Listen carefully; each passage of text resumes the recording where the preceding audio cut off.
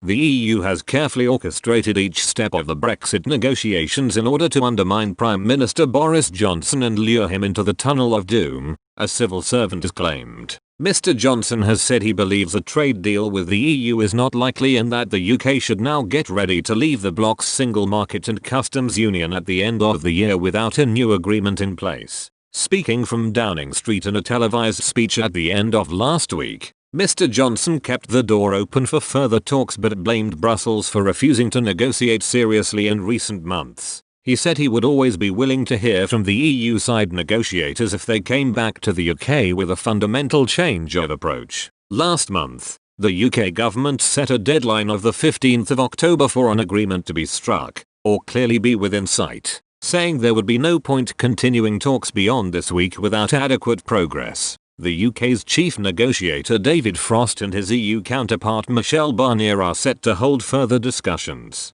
However, after a summit with the bloc's leaders concluded on Friday, it has become apparent sticking points on fisheries and the level playing field remain, as tensions are set to rise in the coming days. A recent report by a civil servant close to the negotiations suggests Mr. Johnson might have been right to not believe in the good faith of Brussels, urging the country to prepare for no deal. Instead, Caroline Bell argued each step in the Brexit negotiation has been carefully orchestrated to undermine Mr. Johnson and lure him into the tunnel of doom. She wrote, "The conclusions of the European Council on Brexit were entirely predictable. The communiqué has been published in draft in the European press and widely trailed in the media for the past 2 weeks. We knew that the Council would not be reaching any decision on a trade deal with the UK, but instead listening to a stock take of progress in the talks by Michel Barnier. The UK's lack of engagement would be duly deplored, and the EU would double down on its untenable demands of full access to UK waters,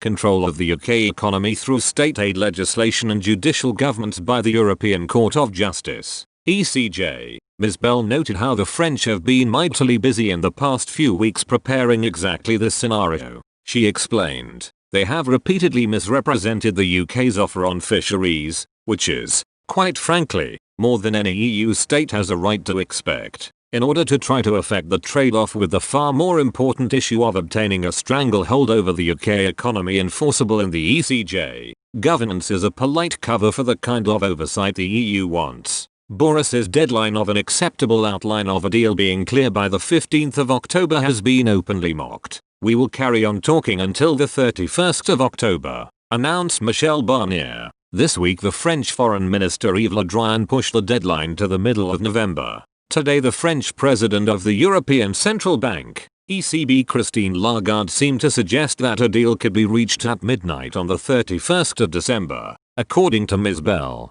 the thinking in Paris is clear. President Macron believes that Mr. Johnson's willingness to extend talks over the summer indicates that he is desperate to take whatever crumbs fall from the EU's table. He has convinced the EU 27 that the Prime Minister is bluffing about walking out of talks if there is no progress, she added. So the game plan is to call his bluff in the expectation that the EU can string out the talks until mid-November and beyond. Even though Boris would immediately lose all credibility, both at home and abroad, as well as his considerable negotiating leverage, the EU would then double down on its unreasonable demands, pepper him with sneers and insults, refuse to discuss any UK proposals or agree legal text, and then offer up a last-minute concession, like accepting our generous fisheries proposals, while they stuff the legal small print on the level playing field and governance provisions with EU rules and judicial control which would hamstring us for all eternity. Should the PM fail to accept whatever pig in a poke was produced by such a method,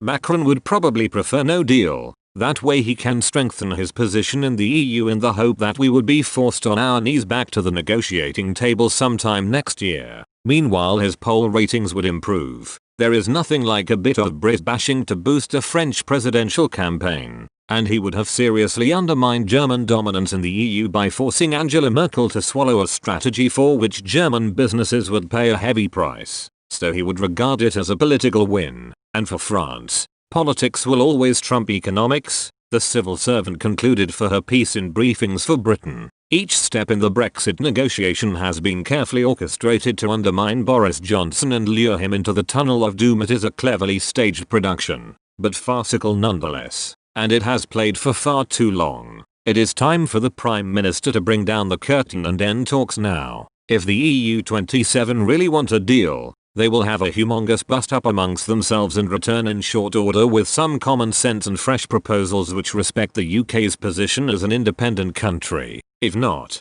no deal is certainly better than a bad deal.